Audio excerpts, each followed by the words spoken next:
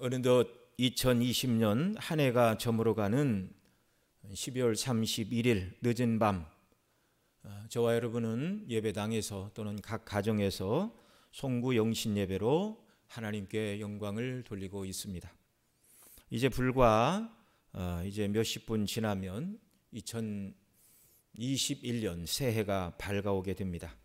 믿지 않는 사람들은 이맘때면 지하의 종소리를 들으려고 보신각 타종 행사 현장에 참여하거나, 가지 못하는 사람들은 텔레비전을 통하여 우리가 볼 때는 의미가 없는 일이죠. 새 종 치는 소리를 듣는다 하여 뭐가 달라지겠습니까?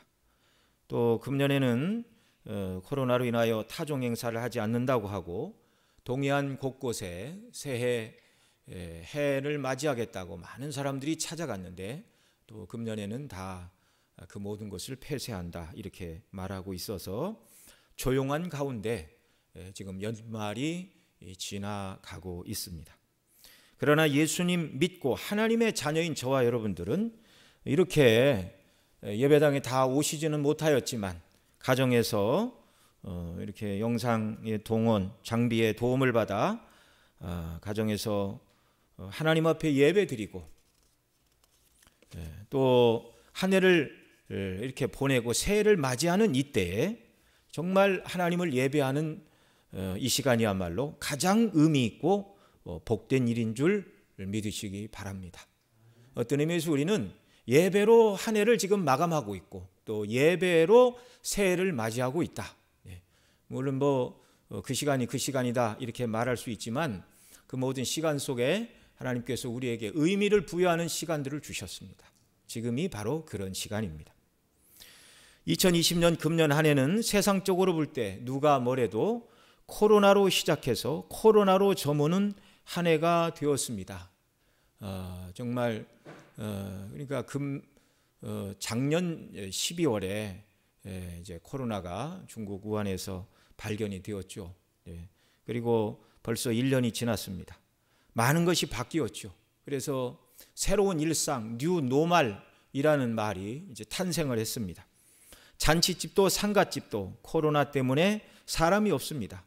모든 뉴스와 이슈를 다 삼켜버렸고, 어떤 정당한 요구를 할지라도 감염병의 위험, 그러면 더 이상 말을 하지 못하는 그런 시대가 되고 말았습니다. 그만큼 감염병의 공포와 죽음의 공포가 우리 가까이 다가와 있다라는 것입니다. 그러나 그리스도인은 항상 하나님의 은혜 안에서 보호하심을 받고 금년 한 해를 저와 여러분이 은혜 가운데 지내고 있으며, 또 다가오는 새해도 하나님께서 은혜 가운데 맞이하게 하여 주심을 저와 여러분 모두는 믿어야 할 것입니다.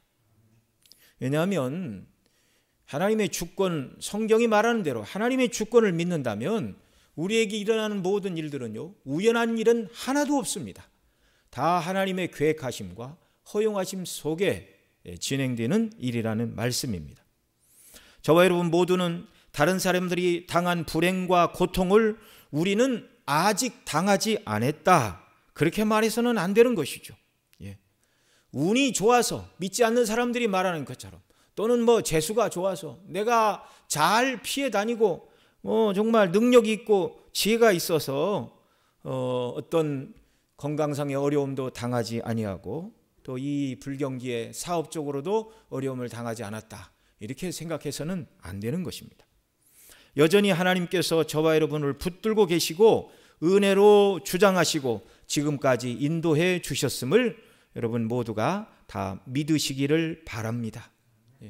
하나님 성경에 말씀하죠. 참새 한 마리도 하나님의 허락하심이 아니면 땅에 떨어지지 않는다. 또 하나님께서는 우리의 머리카락까지 다 세신다. 그만큼 세밀하고 분명하고 안전하고 완전하게 저와 여러분을 지키시고 보호하신다는 것입니다. 이 말이 성도는 아프지도 않고 병들지도 않고 때로는 죽지도 않는다, 그런 말이 아니죠. 하나님의 허용하심 속에서 이 모든 일들이 진행된다는 것입니다. 우리의 모든 날이 하나님의 손에 있습니다. 정말 하나님의 주권적인 뜻 안에서 저와 여러분을 지금껏 인도하셨고, 앞으로도 붙들고 사용하심을 믿으시기 바랍니다. 그럴 때 우리는 어떤 형편과 처지에서도 담대하게 되고 주님을 신뢰함으로 살아갈 수 있게 되는 것이죠. 또한 우리가 생각하지 않은 어떤 어려움을 당한다 할지라도 그 모든 것들도 하나님의 주권적인 허용하심 속에 되어지는 일임을 우리가 알아야 됩니다. 우리가 인생을 살아가다가 때로는 병상에 눕기도 하고 아프기도 하고 고난을 당하기도 하고 그런 때를 하나님께서 섭리적으로 허용해 주실 때가 있습니다. 남들과 똑같은 연수를 누리지 못하고 하나님이 부르시면 다른 사람보다 먼저 천국에 가는 일들도 우리 가운데 일어날 수 있습니다. 어떤 일을 만나든지 담대함으로 하나님이 나와 함께 하시고 허용하시고 작정하신 일만 우리에게 일어난다.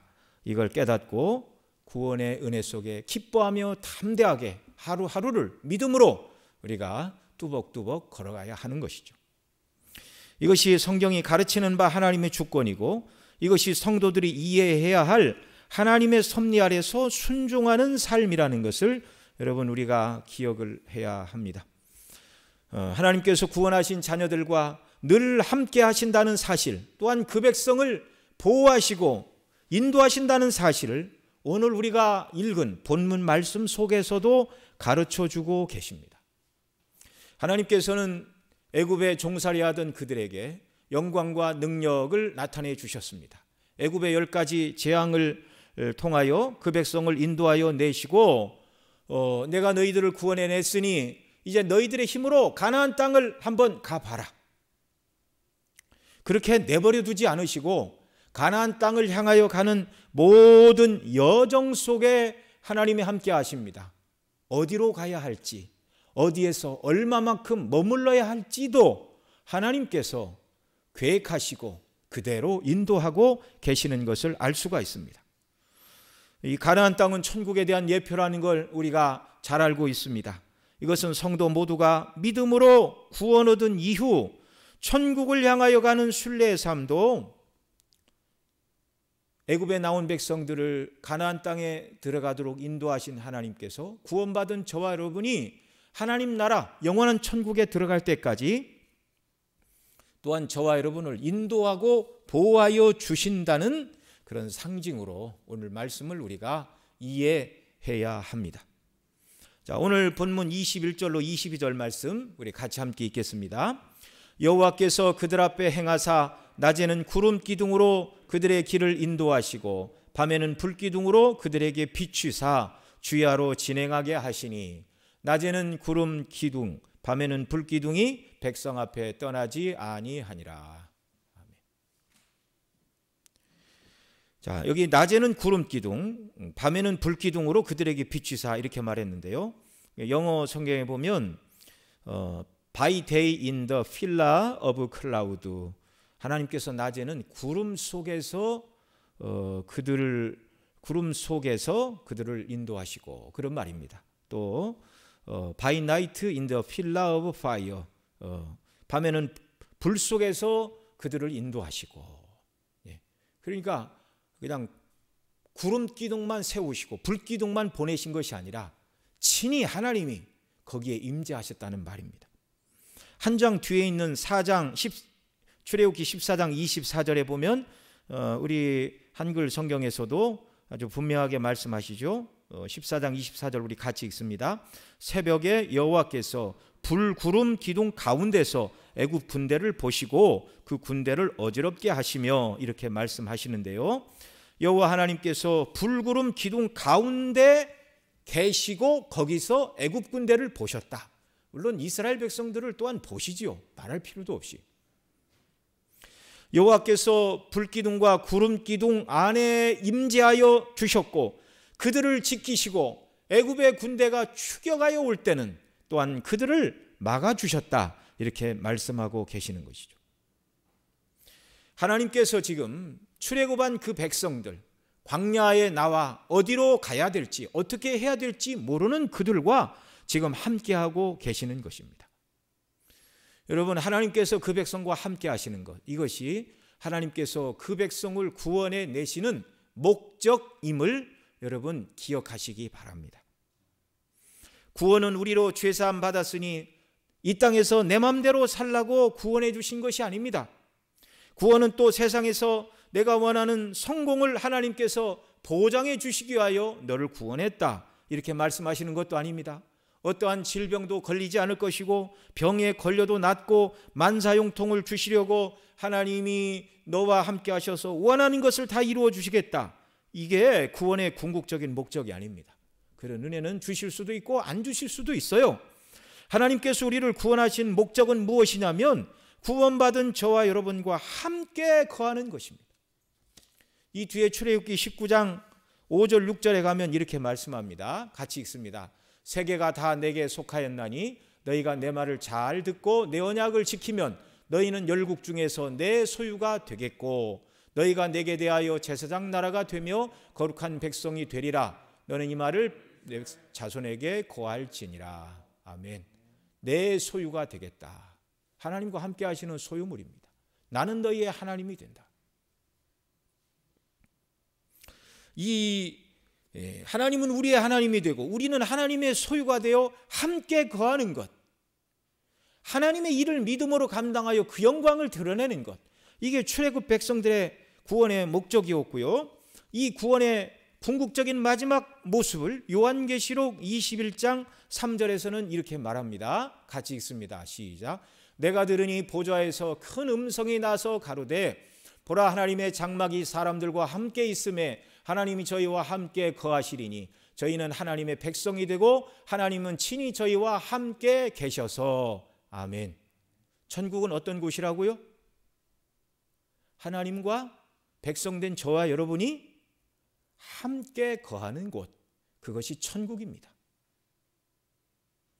천국이 12진주문으로 되어 있고 황금길을 걸으며 정말 이런 아름다운 불성벽으로 되어 있고 이렇게 여러 가지 아름답고 환경이 좋아서 천국이 아니라 영화로우신 영광의 하나님, 사랑의 아버지와 더불어 함께 살아가는 것, 하나님의 영원한 영광에 우리가 참여하게 되는 것, 이것이 구원의 마지막 모습입니다. 마지막 모습. 하나님이 우리와 함께 거하시는 것, 바로 이 큰 목적을 위하여 하나님은 영원 전에 저와 여러분을 택하셨고 우리 주님은 바로 이 복락을 주시기 위하여 우리를 위하여 십자가를 지신 것입니다. 이 영원한 영광을 누리라고 예수님은 사람의 몸을 입고 이 땅에 오셨고 정말 우리를 위하여 피 흘려 구원하신 구원의 마지막 목적, 하나님과 구원받은 저와 여러분이 함께 하늘에서 거하는 것. 여러분, 이 날을 소망하시며 살아가는 귀한 역사가 있기를 바랍니다. 그래서 그리스도인들은요, 나이가 먹고 때로 이렇게 몸이 예전만 못하다, 늙고 병들고 그러한다 할지라도 그렇게 아쉬울 게 없어요. 믿지 않는 세상 사람들은 죽으면 끝이 아니니까 죽지 않으려고 하고 늙지 않으려고 하고 청춘을 돌려달라고 하고 이 약도 먹고 저 약도 먹고 다 챙겨 먹고 그렇게 하지만 인생은 늙고 병들고 때가 되면 죽습니다.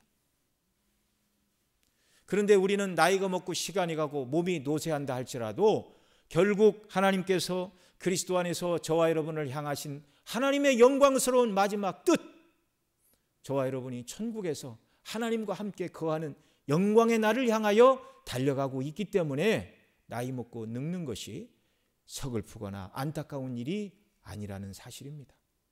이것만 생각해도 삶의 의미와 목적이 없어 방황하고 있는 이 세상 사람들이 얼마나 불쌍하고 이 분명한 천국의 소망 가운데 살고 있는 우리가 얼마나 행복한 사람인가, 이걸 우리가 더 알게 되는 것입니다.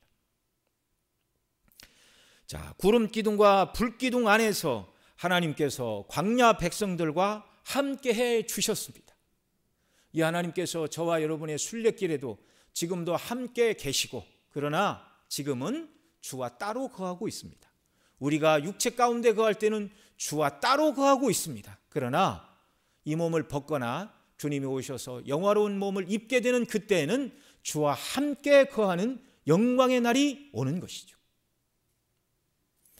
자, 그러면 하나님께서 그 백성들에게 구름 기둥과 불 기둥 가운데 함께 해 주셨다 말씀을 드렸는데, 구약 성경에서 여호와 하나님에게 있어서 구름은 어떤 의미가 있는가 몇 군데 좀 보겠습니다. 먼저 출애굽기 19장에 보면 하나님께서 모세에게 70인의 장로들과 함께 산 위로 올라오라 부르시고 언약을 체결하실 때 광경을 말씀하는데, 출애굽기 19장 15절로 18절 우리 같이 읽습니다. 모세가 백성에게 이르되 예비하여 제3일을 기다리고 여인을 가까이 말라 하니라. 제3일 아침에 우레와 번개와 빽빽한 구름이 산 위에 있고 나팔 소리가 심히 크니 진중 모든 백성이 다 떨더라. 모세가 하나님을 맞으려고 백성을 거느리고 진에서 나오매 그들이 산 기슭에 섰더니 시내산의 연기가 자욱하니 여호와께서 불 가운데서 거기 강림하심이라. 그 연기가 옹기정같이 연기같이 떠오르고 온 산이 크게 진동하며. 아멘. 자, 하나님이 거기 임재하시자 우레와 번개와 빽빽한 구름이 산 위에 있고 그 다음에 불 가운데서 하나님이 임하셨다. 오늘 구름 기둥과 불 기둥 가운데 하나님이 함께 하셨다 말씀하셨는데, 이제 시내산에 친히 그 백성을 만나 주실 때도 빽빽한 구름과 불 가운데 진동과 연기나는 이런 소리 가운데 하나님이 임재해 주셨습니다. 신명기 5장 22절에서는 이렇게 말합니다. 여호와께서 이 모든 말씀을 산 위 불 가운데 구름 가운데 흑암 가운데 큰 음성으로 너희 총회에 이르신 후에 더 말씀하지 아니하시고 그것을 두 돌판에 써서 내게 주셨느니라. 그때 모습을 출애굽기에서 한 번, 신명기에서 한 번 더 이렇게 설명을 해주고 있습니다. 왜 하나님은 이렇게 구름의 모습으로 또 이제 불 가운데 임하셨지만 구름으로 가리워진 불 가운데 그 백성을 만나 주시는가? 죄인이 영광의 하나님을 만나면 살 수가 없기 때문에 그렇습니다. 그래서 하나님은 구름 가운데서 당신의 영광을 조금 감추시고 죄인들을 만나시는 것이죠. 죄인들이 죽지 않게 하시려고. 하나님께서 모세가 하나님 영광을 보여주십시오 그렇게 말할 때 모세를 바위 틈에 숨기시고 손으로 덮으시고 뒷모습만 그렇게 보여주셨죠. 왜 그렇게 하셨습니까? 나를 보고 살 자가 없느니라. 죄인은 영광의 하나님 앞에 설 수가 없습니다. 하나님은 소멸하시는 불이라고 말씀을 하는데 그 거룩하신 하나님 앞에서 죄인들은 다 죽게 되는 것이죠. 그런데 모세가 하나님 앞에 섰을 때 그가 죽지 않았던 건 바로 어린 양의 피요, 어린 양의 피가 의미하는 그리스도의 피 때문에 하나님께서 긍휼을 베풀어 주신 것이죠. 그리고 그 백성들이 하나님의 음성만 들어도 두려워하는 그때 구름 가운데 하나님의 영광을 가리워 주시고 그들을 만나 주셨습니다. 그러니 구름이 하나님의 임재의 영광을 드러내는 상징물이 되었던 것이죠. 여러분, 이 말씀을 우리가 들을 때 잘 이해를 해야 됩니다. 하늘에 오늘날도 떠 있는 모든 구름이 다 하나님의 임재의 영광을 나타내는 것은 아니라는 것을 알아야 됩니다. 역사 속에서 일어났던, 구속사 속에서 일어났던 특별한 사건들, 지금 말씀드린 광야길에서 불기둥, 구름기둥으로 인도하실 때 그곳에 하나님의 임재 영광을 나타내 주셨습니다. 말씀드린 대로 시내산에 강림하실 때 구름과 불 속에서 그 백성을 만나 주셨고, 또 광야길에서 성막을 지으라 하시고 모세가 성막을 다 짓자 빽빽한 구름 가운데 하나님이 또 거기서 그들을 만나 주셨습니다. 솔로몬 때는 솔로몬이 성전을 다 짓고 봉헌할 때 또 역시 빽빽한 구름 가운데 성전에 임하심으로 하나님께서 임재의 영광을 나타내 주셨습니다. 성경이 말하는 이런 특별한 몇 군데의 구속사의 사건 속에서의 구름이 하나님의 임재의 영광을 나타내는 것이다 라는 말입니다.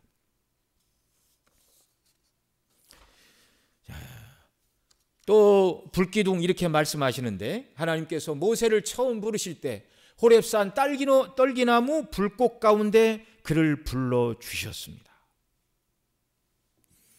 앞서 읽어드린 출애굽기 19장 18절 시내산의 연기가 자욱하니 여호와께서 불 가운데서 거기 강림하시니라.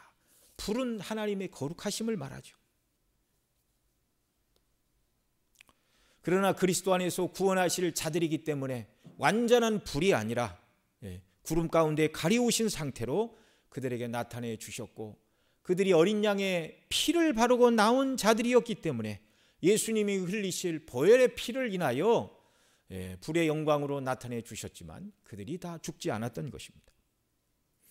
여러분, 여기 말하는 구름 기둥과 불 기둥, 이렇게 하나님께서 두 개의 기둥으로 그들에게 나타나신 것은 아닙니다.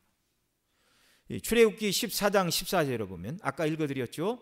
24절 새벽에 여호와께서 불 구름 기둥 가운데서 애굽 군대를 보시고 이렇게 말씀하신 것처럼 불 기둥과 구름 기둥은 하나였습니다. 하나. 또 우리가 읽은 민수기 9장 15절 16절에도 이렇게 말하죠. 성막을 세운 날에 구름이 성막 곧 증거막을 덮었고 저녁이 되면 성막 위에 불 모양 같은 것이 나타나서 아침까지 이르렀을 때 항상 그러하여 낮에는 구름이 그것을 덮었고 밤이면 불 모양이 있었는데 이렇게 말합니다. 그래서 증거의 성막 위에 구름이 있었고 밤에는 거기에 불의 형상이 나타났다, 이렇게 말하는 것이죠. 그래서 학자들은 이렇게 말합니다. 그래서 하나의 구름 기둥인데 낮에도 역시 하나님께서 거기 불로서 구름 가운데 임하고 계십니다.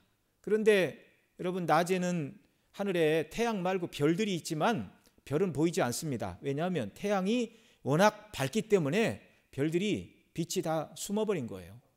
그런 것처럼 낮에도 역시 불기운이 그 가운데 있지만 불기운의 모습은 드러나지 않고 깜깜한 밤이 될 때 이제 그 불구스름한 불길이 구름 속에서 구름과 함께 있는 불빛이 이렇게 드러나게 된다. 대부분의 성경학자들은 이제 그렇게 설명을 합니다. 그런데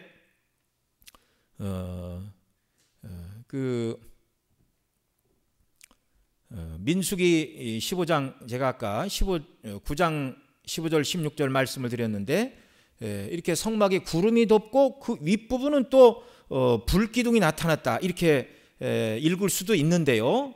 그래서 이렇게 아더 핑크는 구름 기둥 위에 불이 나타났다, 이제 그렇게 설명하기도 합니다. 그러나 그런 견해는 크게 차이가 있는 것은 아니고 상호 보완적인 것은 분명하죠. 분명한 것은 구름 기둥, 불 기둥은 두 개가 아니라 하나의 기둥이었습니다. 낮에는 구름 기둥의 모습으로 우뚝 서 있었으니 어디에나 볼 수 있었고, 역시 밤에는, 깜깜한 밤에는 불기둥으로 빛이 비치니 그 모습을 어디에서나 누구나 볼 수 있는 형태로 드러났다는 것입니다. 여러분, 이 구름 기둥과 불 기둥은요, 출애굽한 이스라엘 백성들과 함께 하시는 하나님의 임재의 상징이다 말씀을 드렸는데, 하나님의 임재의 상징일 뿐만 아니라 하나님께서 그 백성들을 또한 보호하여 주시고 있었습니다. 그들이 처한 광야라는 상황에서 이 구름 기둥과 불 기둥은요, 꼭 필요한 것이었습니다. 한낮에 장렬하는 뜨거운 태양빛 아래서 몇 시간만 서 있거나 걸어 다니면 누구나 일사병에 걸릴 수밖에 없었습니다. 그런데 젊은 사람만 있는 것이 아니라 어린아이와 노인들도 같이 있었죠. 60만이 넘는 사람, 소와 양떼들도 있었고, 그런데 그 수많은 무리들 위에, 그리고 백성들 진 위에 하나님께서 낮에는 넓게 구름을 그들 위에 펴시고 그 다음에 이제 그 위에 이제 기둥이 위로 쭉 올라가 이렇게 있는 것이죠. 그래서 구름도 나무 그늘도 없는 태양빛 아래서는 누구나 쓰러질 수밖에 없었지만 하나님께서는 낮에는 이 구름 기둥을 통하여 태양빛으로 인하여 그 백성들이 상하거나 쓰러지지 않도록 보호해 주셨습니다. 또한 밤에는요, 이 광야가 춥습니다. 이렇게 평균 기온이 6도 7도, 그러니까 밤에는 기온이 더 떨어진다는 얘기죠. 중동의 날씨가 밤에도 때때로 영하로 떨어진다고도 합니다. 어떤 기록을 보니까 1992년 겨울 요르단의 기온이 영하 14도까지 내려간 적도 있었다 이렇게 말하는데요. 요르단, 예멘, 시리아, 레바논, 이스라엘처럼 고원지대에 있거나 지중해 홍해를 끼고 있는 중동의 나라들이 이렇게 대부분 겨울에는 추위를 피해가지 못한다는 것입니다. 그러니까 매우 춥지요. 하나님은 한낮에는 구름 기둥으로 뜨거운 빛 가운데서 그들을 지키셨을 뿐만 아니라 밤에는 불기둥으로 말미암아 온기로, 따뜻한 온기로, 또 깜깜한 밤에 불빛으로 그 백성들을 추위와 어둠으로부터 그들을 지키시고 보호해 주신 것입니다. 여러분, 이렇게 하나님은 구름 기둥과 불 기둥으로 낮에는 뜨거운 태양, 밤에는 추위와 어두움으로부터 그 백성을 보호해 주셨을 뿐만 아니라 광야 이스라엘 백성들에게 이 구름 기둥과 불 기둥은 하나님이 항상 자신들을 대적으로부터 보호하고 계시고 하나님이 그들을 버리시지 않고 항상 지키신다는 이 사실을 눈으로 보여주는 또한 실물 교제이기도 하였습니다. 그래서 그들은 하나님 우리를 떠나신 것은 아닌가, 버리신 것은 아닌가, 돕지 않는 것은 아닌가라는 그런 영적인 낙심과 좌절을 갖지 않도록 구름 기둥과 불 기둥으로 늘 그들을 보호해주고 지켜주셨습니다. 여러분, 이제 그들이 그런 생각을 할 수밖에 없었는데요. 왜냐하면 애굽에서 가나안 땅을 향하여 가는 길, 여러분이 이제 지도를 잘 아시죠? 이렇게 지중해를 끼고 있습니다. 그래서 애굽에서 가나안 땅을 가려면 지중해를 끼고 애굽 땅에서 이렇게 올라가면 돼요. 이렇게 지중해 해안선을 끼고 올라가면 당시 장사하는 대상들, 캐러반들이 다니던 무역로를 이용하면 건강한 사람들은 일주일, 또 어린아이와 노인들을 생각해서 천천히 가도 2주면 충분히 도착할 거리입니다. 그렇게 먼 거리가 아니었습니다. 그런데 하나님께서는 이 지름길인 지중해 해변길로 이스라엘을 곧바로 인도하지 않으시고 어떻게 하셨어요? 그 고센 땅에서 이렇게 남셋 국고성, 그 노예로서 성을 쌓던 그곳에서 모여가지고 밑으로 이렇게 내려가게 하십니다. 숫곳, 에담 이렇게 거쳐서 아래로. 이게 처음에는 도무지 이해할 수가 없었겠죠. 왜 일로 가지? 가나안 땅은 방향으로 얘기하면 동북쪽으로 올라가야 되는데 하나님은 60만 대군을 남쪽으로 이끌고 지금 내려가는 것입니다. 남쪽으로 내려와 정말 홍해를 건너게 하시고 어디까지 인도하셨어요? 시나이 반도 남쪽 끝에 있는 시내산까지 그렇게 하나님은 그들을 인도하셨습니다. 2주만이면 갈 수 있는 가나안 땅을 하나님께서는 돌고 돌아서 가게 하신 것이죠. 오늘 본문 앞에 우리가 읽지 않았는데 13장 17절에 보면 이렇게 말합니다. 13장 출애굽기 13장 17절 제가 읽어드리겠습니다. 바로가 백성을 보낸 후에 블레셋 사람의 땅의 길은 가까울지라도 하나님이 그들을 그 길로 인도하지 아니하셨으니 이는 하나님이 말씀하시기를 이 백성이 전쟁을 보면 뉘우쳐 애굽으로 돌아갈까 하셨음이라. 아멘. 자, 여러분, 왜 하나님께서 지중해 해변길 천천히 가도 2주면 갈 수 있는 그 길로 인도하지 않으시고 왜 이스라엘 백성들을 애굽의 남쪽 아래로 인도하셨다고요? 지름길로 가면 블레셋 사람들이 거기 있는데 전쟁을 보면 뉘우쳐 애굽으로 돌아갈까 봐 이렇게 하나님께서 그 백성들을 지름길로 인도하지 않으시고 지금 이렇게 남쪽으로 그렇게 그 백성들을 둘러가도록 인도하셨다는 것입니다. 여러분, 그들이 생각할 때는 이해할 수가 없었어요. 이렇게 쭉 내려와서 이스라엘 땅과 애굽 땅과 이스라엘 땅이 이렇게 연결이 됐죠. 이제 남쪽으로 내려가다 보면 거기 이제 홍해가 있습니다. 그래서 홍해 아래까지 이렇게 내려와서 그들이 생각하기에 가나안 땅으로 가려면 다시 북쪽으로 올라가 연결된 땅으로 이렇게 가야 됩니다. 근데 그들이 처음에는 나중에 여러분 이제 조금 있으면 보지만 애굽의 군대가 쫓아오잖아요. 퇴로가 없어요. 퇴로가. 가나안 땅으로 갈 수 있는 퇴로가 없어요. 그들은 설마 하나님께서 홍해를 건너서 가게 하시리라고는 아무도 생각하지 못하던 때였습니다.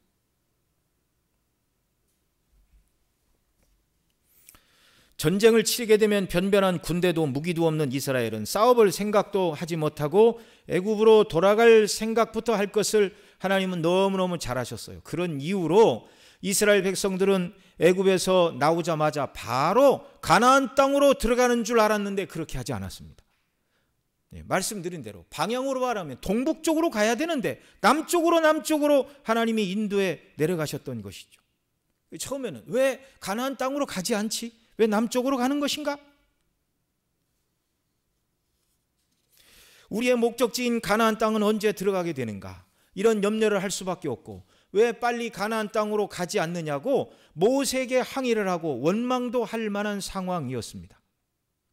그러나 그들을 광야 끝 에담으로 인도하시는 분은 여호와 하나님, 퇴로가 없는 옆에는 홍해, 뒤에 그리고 그들 위에는 애굽의 군대가 추격하여 내려오는 그런 곳까지 하나님이 인도를 하신 것이죠.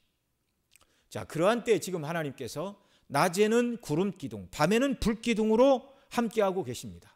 그러니까 이스라엘 백성들 눈앞에 지금 동북쪽을 향하여 가나안 땅으로 가지는 않았지만 지금 하나님께서 우리와 함께 하시고 친히 구름 기둥과 불 기둥으로 우리가 갈 길을 여호와 하나님께서 인도하고 계신다는 것을 고개만 들어서 쳐다보면 그들은 알 수 있었어요.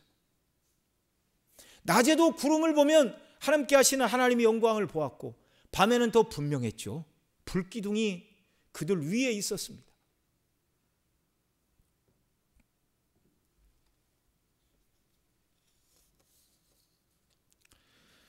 여러분, 친히 그들을 전쟁 없는 땅으로 당장 가나안 땅이라는 목표에 들어가게 하시지는 않으셨지만 전쟁 없는 땅으로 그들을 인도하고 계십니다. 하나님께서 그들을 느리게 돌아서 가게 하시지만 결국 그들의 유익을 위함이었다는 것입니다. 그런 길에서 여전히 하나님께서 그 백성과 함께 하심을 보여주신 것이죠. 그러니 가나안 땅을 향하여 가는 길이 조금 늦는다 할지라도 내 생각에는 늦지만 우리 머리 위에 구름 기둥으로 밤에는 불 기둥으로 우리를 인도하시는 하나님의 시간표에서는 절대로 늦지 않게 가나안 땅에 도착하게 하신다는 것을 그들이 알 수가 있었습니다. 날마다.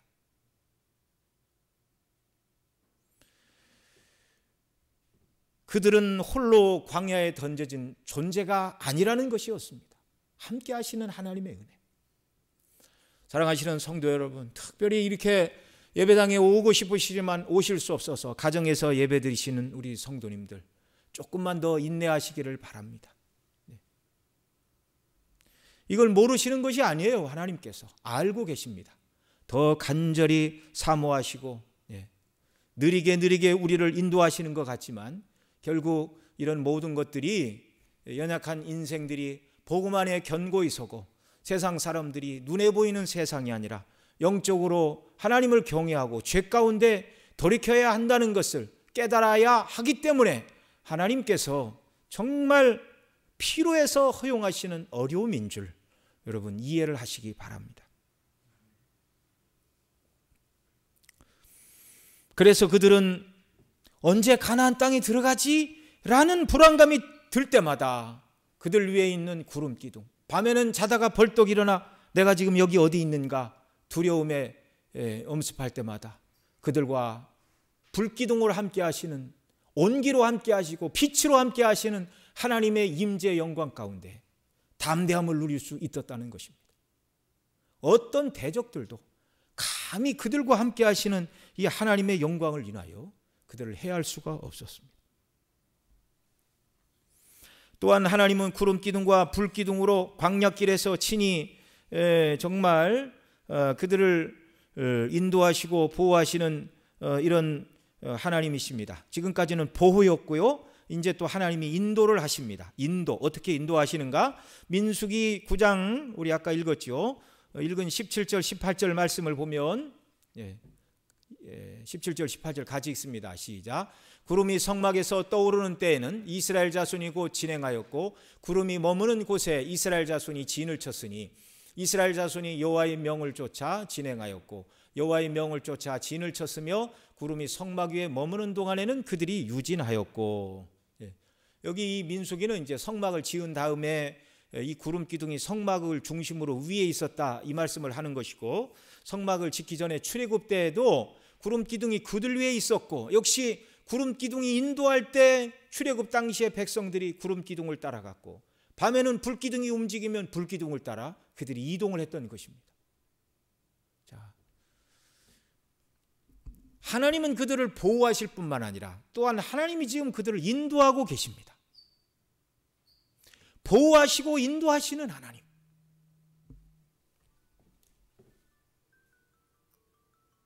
예, 새해가 되었습니다. 네. 우리 주님 안에서 정말 새해 우리 성도님들 모두 다 영육 간에 어울러 강건하시고 은혜가 충만하시고 이 어려움을 주께서 속히 지나가게 하시고 정말 복된 한 해 우리 모두에게 허락해 주시기를 바랍니다. 우리 옆에 계신 분들과 이렇게 인사, 가정에서도 새해 인사를 주님 안에서 주께서 주시는 은혜와 복이 새해도 우리 모두에게 넘쳐나기를 바랍니다. 자, 구름이 떠오르면 일어나 구름을 따라 이동하는 것이죠.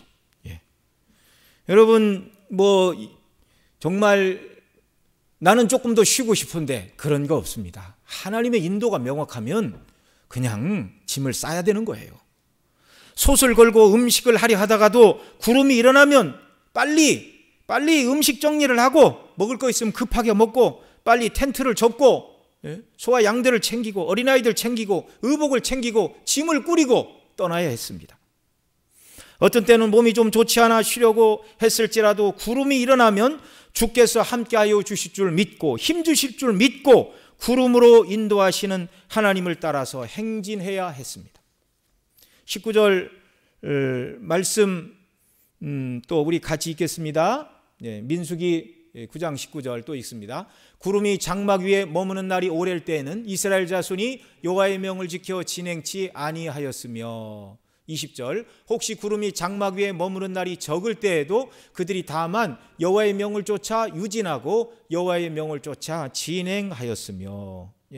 구름이 오래 머물면 그곳에 텐트를 치고 오래 머무는 것이고, 며칠 안 돼서 구름이 일어나면 그들은 모든 장막 텐트를 걷고 다시 길을 떠나야 했습니다.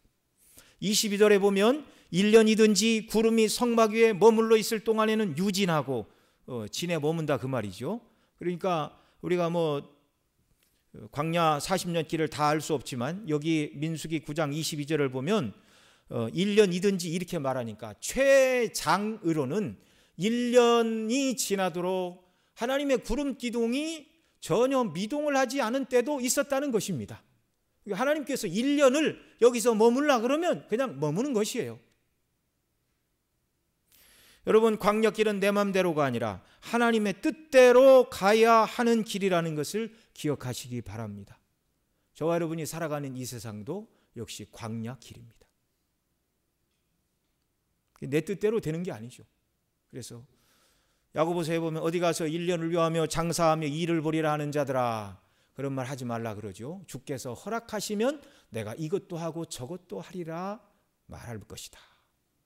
하나님께서 허용하시는 것만 저와 여러분은 할 수 있습니다. 무엇이든지. 또 22절에 보면 이틀이든지 한 달이든지 이렇게 말합니다. 그러니까 가장 짧게는 이틀 만에 텐트를 걷고 구름을 따라 이동한 적도 있다는 말이죠. 성경이 있는 대로 하면 짧게는 이틀, 중간은 한 달, 길게는 1년. 여러분 1년 동안 한 곳에 있으려면 막 몸이 좀이 쑤실 수도 있습니다. 그런데 구름이 움직이지 않으면 움직여서는 안 되는 것이었어요. 또 짐을 풀고 일찍 이틀밖에 안 됐는데 구름이 이틀 만에 일어나면 불평하지 말고 다시 짐을 싸서 가야 했습니다. 왜요? 하나님께서 인도하시는 길이기 때문에 그렇습니다. 주권의 하나님이 인도하시는 것입니다. 피조물인 우리 구원받은 저와 여러분은요, 하나님의 뜻이 분명하다 그러면 어떤 이유와 토를 달 필요가 없습니다. 그저 순종하면 되는 것입니다. 그것이 마땅한 피조물이요 구원받은 백성의 마땅한 자세인데요, 그렇게 살아갈 때 하나님께서는 잘했다 칭찬하시고 또한 상급으로 갚아주신다고 약속하고 계십니다. 여러분, 오늘 구름기둥과 불기둥을 통하여 우리에게 주시는 은혜와 교훈은 무엇입니까? 광야 백성들은 하나님께서 구름기둥과 불기둥 곧 하나님의 임재의 영광으로 그들을 보존하여 주시고 인도하여 주셨는데, 오늘 우리에게도 과연 이와 같이 하나님의 보호와 인도하심이 우리와 함께 하는가? 여러분, 오늘도 하나님께서 저와 여러분을 보호하시고 인도하시는 줄 믿으십니까? 아멘. 그렇습니다. 그러면 하나님은 우리를 어떻게 인도하시고 보호해 주시나요? 오늘 하나님께서 저와 여러분을 인도하시고 보호하시는 구름기둥과 불기둥은 무엇입니까? 첫째는 하나님의 말씀으로 우리를 인도하십니다. 민수기 아까 우리 읽은 9장 18절로 20절 보면 이스라엘 자손이 여호와의 명을 쫓아 진행하였고 여호와의 명을 쫓아 진을 쳤으며 구름이 성막 위에 머무는 동안에는 그들이 유진하였고 구름이 장막 위에 머무는 날이 오랠 때에는 여호와의 자손이 여호와의 명을 지켜 진행치 아니하였으며 혹시 구름이 장막 위에 머무는 날이 적을 때에도 그들이 다만 여호와의 명을 쫓아 유진하였고 여호와의 명을 쫓아 진행하였으며, 여기 18절로 20절 짧은 구절 안에서 여호와의 명을 쫓아 진행했다, 여호와의 명을 쫓아 진에 머물렀다, 이 말을 5번 반복하고 있습니다. 물론 그때 여호와의 명령은 성막 위에 구름이 일어나거나 구름이 멈추는 것이었습니다. 당시는 모세가 하나님의 직접 계시를 받는 시대였죠. 그러나 지금은 기록된 말씀인 하나님의 말씀을 통하여 우리에게 명하십니다. 모세에게는 구름이 일어나면 짐을 다 싸라, 구름이 멈추면 멈추어라, 그게 하나님의 명령입니다. 오늘 우리에게 주신 명령은 기록된 하나님의 말씀이라는 말이죠. 여러분, 이보다 시간이 흘러 이스라엘 백성들이 광야 삶을 마치고 약속의 땅 가나안에 들어가 이제 요단강을 건너 여리고성을 정복하려고 할 때 더 이상 구름기둥 불기둥이 그들과 함께하지 않았습니다. 요단강을 건널 때 하나님께서 제사장들이 맨 언약궤를 가장 앞세우라 말씀하셨죠. 그 언약궤 안에는 법궤 곧 하나님의 말씀이 들어 있었습니다. 특별히 하나님의 이적과 기적이 필요한 광야 때에는 구름 기둥과 불 기둥으로 인도하시고 함께 하셨다면, 그 시간이 지나 가나안을 정복하는 그때는 하나님의 말씀 앞세우고 믿고 나가서 싸우라는 것입니다.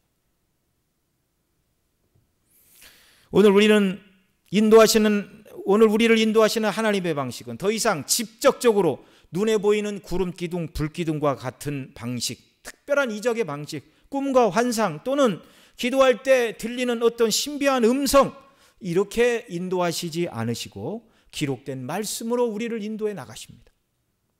새해도 우리가 하나님의 바른 인도하심을 따라 살기를 원한다면 더더욱 하나님의 말씀에 붙들리고 말씀의 주의를 기울여야 하는 줄 믿습니다. 그래서 우리가 이번 돌아오는 주일을 지나고 화요일부터 2주간 신년 특별 집회를 갔는데, 사랑하시는 성도 여러분, 예배당에는 못 오시지만 꼭 줌으로 또 인터넷으로 모든 시간 참여해서 말씀 통해 은혜를 받고 새해를 힘있게 살아가는 이런 역사가 우리에게 있기를 바랍니다. 둘째로, 오늘 우리에게는 구름 기둥과 불 기둥 대신에 성령의 감동과 교통하심을 통하여 우리를 보존하시고 하나님께서 인도하고 계심을 믿으시기 바랍니다. 이사야 63장 11절과 14절 말씀에 보면 이렇게 말씀을 합니다. 같이 읽겠습니다. 백성이 옛적 모세의 날을 추억하여 가로되 백성과 약무리의 목자를 바다에서 올라오게 하신 자가 이제 어디 계시뇨? 그들 중에 성신을 두신 자가 이제 어디 계시뇨? 아멘. 여기 11절에서 모세의 날, 출애굽 때를 말하죠. 그 백성과 약무리의 목자를 바다에서 올라오게 하신 그 하나님 어디 계십니까? 그들 중에 성신을 두신 자. 그때는 출애굽기 민수기를 보면 구름 기둥과 불 기둥으로 하나님이 임재 함께 해주셨죠.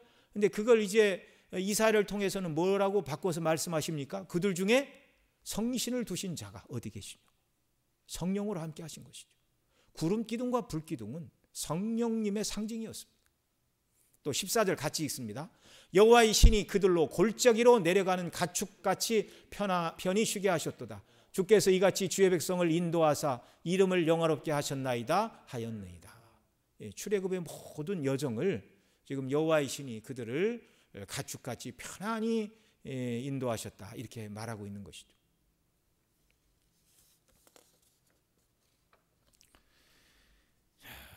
구름 기둥과 불 기둥은 바로 하나님의 신 성령님을 통하여 인도해 주셨다.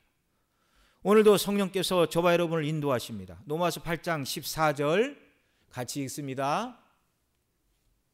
무릇 하나님의 영으로 인도함을 받는 그들은 곧 하나님의 아들이라. 아멘. 하나님께서 저와 여러분을 어떻게 인도하신다고요? 하나님의 영, 성령을 통해서. 그래서 하나님을 아버지로 부르짖게 하시는 성령을 우리에게 부어주십니다. 성령님 역시 기록된 말씀을 생각나게 하시고 말씀을 깨닫게 하시고 우리에게 적용하시고 그 말씀대로 순종하도록 우리를 이끌어 가십니다. 그래서 성령의 인도하심 받기를 원하는 모든 하나님의 백성들은 말씀을 가까이 해야 됩니다. 성령이 붙들어 쓰시는 검, 이게 하나님의 말씀이에요. 성령께서 말씀이 아니고는 붙들고 역사하시지 않습니다. 그러니 성경을 읽고 말씀을 듣고 배워야 되는 것이죠. 출애굽한 광야 이스라엘 백성을 구름 기둥과 불 기둥으로 보호하시고 인도하신 하나님께서 여전히 하나님의 말씀과 성령으로 저희들을 보호하시고 인도하심을 여러분 믿으시기 바랍니다. 함께하고 계십니다. 주님이 승천하실 때 약속하신 성령이 오순절에 임하셨고 예수님을 믿는 저와 여러분의 심령에 내주하심을 믿으시기 바랍니다. 우리가 구할 것은 성령의 충만입니다. 충만히 역사하여 주시기를. 여러분, 서두에도 말씀을 드렸지만 저와 여러분이 아직 세상 사람들이 말하는 방식으로 운이 좋아서 어떤 병에 걸리지 않았거나 내 능력이 출중해서 사업에 문제가 없는 것이 아닙니다. 광야 백성을 낮에는 구름 기둥으로 밤에는 불 기둥으로 지키신 하나님께서 오늘 저와 여러분을 여기까지 지키셨고 여기까지 이르게 하셨음을 여러분 믿으시기 바랍니다. 감사하시기 바랍니다. 다 주의 은혜일 뿐입니다. 하나님의 주권을 믿는 성도라면 이 땅에 우연은 하나도 없다는 사실을 분명히 알아야 됩니다. 참새 한 마리가 떨어지는 것도 하나님의 허용하심이 있어야 가능한 것입니다. 우리 머리까지 세시는 하나님께서 오늘 저와 여러분을 하나님께서는 눈동자처럼 보호하고 지키신다고 성경은 말씀합니다. 구약성경 스가랴 2장 8절에 이렇게 말합니다. 만군의 여호와께서 이같이 말씀하시되 너희를 노력한 열국으로 영광을 위하여 나를 보내셨나니, 이건 하나님께서 바로 예수님 보내실 것을 말씀하는데 그 백성을 노력한 자들을 징치하심으로 영광을 나타내신다, 그 말입니다. 나를 보내셨나니 무릇 너희를 범하는 자는 그의 눈동자를 범하는 것이라. 하나님께서는 구원받은 저와 여러분 한 사람 한 사람을 하나님께서는 당신의 눈동자처럼 여기신다는 것입니다. 그렇게 지키시고 보호하십니다. 하나님 우리를 보호하실 뿐만 아니라 인도하시는 하나님, 이걸 우리가 분명히 알아야 됩니다. 그래서 왜 빨리 하나님께서 내가 원하는 뜻대로 이루어 주시지 않는가, 이런 생각이 들 때가 있죠. 이스라엘 백성들 천천히 가도 2주면 가나안 땅에 도착할 수 있는데 광야 해변길로 인도하지 않으시고 남쪽으로 인도하시고 홍해를 건너게 하실 줄은 꿈도 꾸지 않았죠. 그것은 궁극적으로 그 백성의 유익을 위해서였습니다. 전쟁을 보면 애굽으로 돌아갈 것이다. 어떤 사람은 그럽니다. 남들은 대학을 한 번에 가는데 저는 왜 이렇게 여러 번 시험을 치러야 되는지 모르겠습니다. 사업이 원하는 대로 되지 않고 참 코로나만 아니었어도 이렇게 어렵지는 않았을 텐데 왜 하나님께서 나에게는 지름길로 인도하시지 않는가, 이런 생각이 들 때가 있을 것입니다. 그러나 여러분, 지름길을 놔두고 돌아가게 하시는 것은 우리로 하여금 인생의 낭비, 시간 낭비가 아니라 하나님의 사랑의 돌보심과 보호하심임을 여러분 믿으시기 바랍니다. 우리가 원하는 대로 다 이루어 주시면 우리가 얼마나 연약한가를 하나님은 잘 아시죠. 우리는 금방 교만하게 되고 죄를 짓게 되고 세상 내 뜻대로 되면 하나님을 섬기는 것은 뒷전에 두고 내가 잘나서 모든 것을 이룬 것인 것처럼 생각하고 세상과 짝하여 하나님을 잃어버릴 가능성이 너무너무 많은 것이죠. 물론 이런저런 예를 들었지만 하나님께서 왜 우리에게 뜻하는 대로 바로 이루어 주시지 않는지 그 이유를 명확히 알 수는 없지만 하나님께서 저와 여러분을 사랑하셔서 천천히 단단한 길로 훈련하시면서 인도하신다는 사실을 여러분 믿으시기 바랍니다. 어려움 속에서 우리 연약함을 보게 하시고 더 하나님을 의지하게 하시고 또는 고난의 주이신 예수님을 닮게 하시려는 뜻인지 우리는 다 알 수가 없습니다. 그러나 궁극적으로 우리의 유익을 위해서 하나님께서 허용하신다는 걸 우리는 의심하지 말아야 됩니다.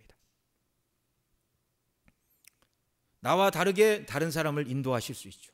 각 사람을 다르게 작정하시고 인도하시는 그것은 그 하나님의 그 사람을 향한 주권입니다. 그것도 우리가 다 기쁘게 인정을 해야 하는 것입니다.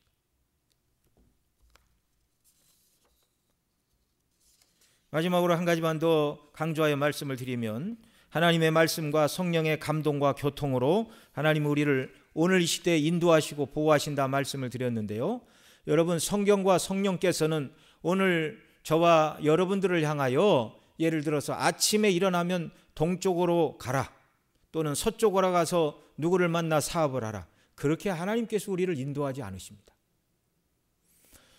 여러분 우리가 사람이 없는 어느 곳으로 가야 감염병을 피하고 어떤 사업을 해야 비전이 있고 이 성경에서 이런 걸 말씀하고 있지 않습니다. 성령께서도 그렇게 인도하시지 않습니다.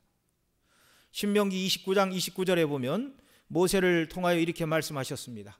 오묘한 같이 읽습니다. 오묘한 일은 우리 하나님 여호와께 속하였거니와 나타난 일은 영구히 우리와 우리 자손에게 속하였나니 이는 우리로 이 율법의 모든 말씀을 행하게 하려 하심이니라. 아멘. 하나님께서 직접 모세에게 계시를 주던 그 시대에임에도 불구하고 오묘한 일은 우리 하나님 여호와께 속하였다 이렇게 말합니다. 오묘한 일은 하나님의 섭리 속에 일어날 일들입니다. 일어날 일들, 앞으로 일어날 일들 그건 우리에게 보여주시지 않았어요.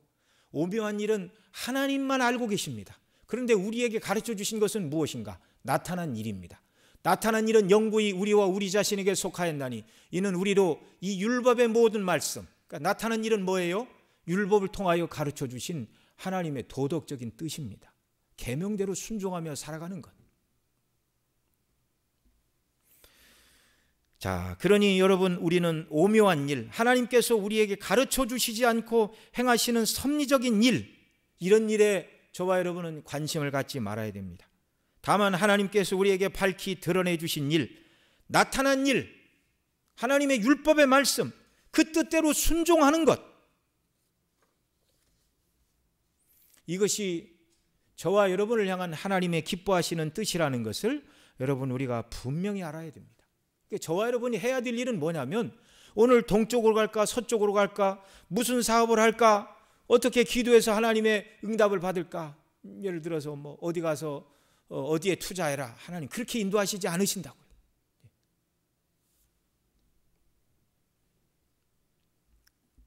누가 그런 얘기를 하면 그건 참으로 위험한 발상입니다. 위험한 발상. 다만 우리는 하루하루 하나님께서 나에게 허락해 주신 생애와 삶 속에 어떻게 하나님의 율법의 말씀대로 순종하고 하나님을 기쁘시게 하고 또 성경이 말하는 것처럼 복음이 증거되고 하나님 나라가 확장되는 일을 위해서 내 자신을 어떻게 드릴까 이것 고민하고 이 일에 힘쓸 때 우리 눈에 보이지 않게 섭리적으로 역사하시는 하나님께서 저와 여러분을 붙들고 사용하심을 여러분 믿으시기 바랍니다. 이게 행복한 거예요. 하나님께 다 맡기고 그 뜻대로 순종하며 살아가면 하나님이 인도하십니다. 사도 바울은 고린도후서 5장 5절 7절 9절 10절 여기는 우리 좀 같이 읽겠습니다. 시작. 곧 이것을 우리에게 이루게 하시고 보증으로 성령을 우리에게 주신 이는 하나님이시니라. 이는 우리가 믿음으로 행하고 보는 것으로 하지 아니함이로라. 아멘. 거기 다시 보여주시고요. 여기 5절에 우리에게 보증으로 성령을 주셨다 이렇게 말씀하시고 7절에 이는 우리가 믿음으로 행하고 보는 것으로 하지 아니함이로라. 이 순례길을 살아가는 동안 성령을 우리에게 부어주신 이유는 성령의 감동을 따라 우리로 하여금 어떻게 살라고요? 믿음을 따라 살라고요. 보는 것으로 하지 말고 눈에 보이는 계산대로 살지 말고 하나님의 약속을 붙들고 믿음으로 살라고 우리에게 성령을 부어주셨다 이렇게 말합니다. 그 다음 또 9절 10절 보겠습니다. 그런즉 우리는 거하든지 떠나든지 주를 기쁘시게 하는 자 되기를 힘쓰노라. 이는 우리가 다 반드시 그리스도의 심판대 앞에 드러나 각각 선악간에 그 몸으로 행한 것을 따라 받으려 함이니라. 아멘. 성령의 인도 속에서 우리는 믿음으로 행해야 됩니다. 눈에 보이는 현실이 아니라 하나님의 거룩한 말씀을 붙들고 도덕적인 뜻, 하나님 나라와 복음 증거를 위해 살아갈 때 이것이 하나님이 기뻐하시는 일이고 이렇게 살아갈 때 또한 우리에게 상급을 주신다 이렇게 말씀해 주신 것이죠. 여러분 말씀을 맺습니다. 여전히 하나님은 광야 백성들을 낮에는 구름 기둥, 밤에는 불 기둥으로 인도하신 그 하나님께서 오늘도 말씀과 성령으로 저와 여러분을 인도하시고 보호하고 계십니다. 하나님이 기뻐하시는 도덕적인 그 뜻에 온전히 순종하고 주님을 기쁘시게 하루하루 이렇게 살아갈 때 성령이 우리와 함께 하시고 우리를 붙들어 주시고 우리의 삶을 통해 영광을 받으시고 우리의 삶이 의미 있는 삶이 되도록 지키시고 보존하시고 능력으로 역사하시는 하나님을 신뢰하고 새해에도 이 믿음으로 살아가는 귀한 역사가 넘쳐나기를 바랍니다. 기도하시겠습니다. 사랑하시는 아버지 하나님 고맙고 감사합니다. 지나간 2020년 한 해 동안도 저희들을 지키시고 은혜 주시고 능력으로 함께 하신 아버지 하나님, 이제 하나님을 예배하며 2021년 새해를 저희들이 맞이하였습니다. 금년 한 해도 우리를 불기둥과 구름기둥으로 인도하여 주시는 줄로 믿습니다. 하나님이 날마다 우리와 함께 하심을 깨닫게 하시고 기뻐하게 하시고 어떤 환경에서도 우리를 고아처럼 버려두지 않으시고 함께 하시는 하나님이심을 인하여 기뻐하며 감사하는 저희들의 삶이 되도록 인도하여 주옵소서. 온전히 주의 말씀에 붙들리고 성령의 감동 가운데 깨어 있어 주님의 인도하심에 따라 민감하게 순종하며 하나님의 복음과 나라와 그 뜻을 위하여 우리 삶을 드리고 주의 능력의 손에 붙들려 쓰임받는 우리 중심교회 모든 성도님들이 다 되도록 은혜 위에 은혜를 베풀어 주옵소서. 이 모든 말씀 우리 구주 예수님의 이름으로 기도드리옵나이다. 아멘.